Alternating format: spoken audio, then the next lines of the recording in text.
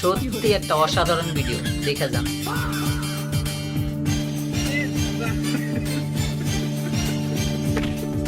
তোদের পুষ্কনের পানি ভালো, তুই বললে থাকতে পারবো।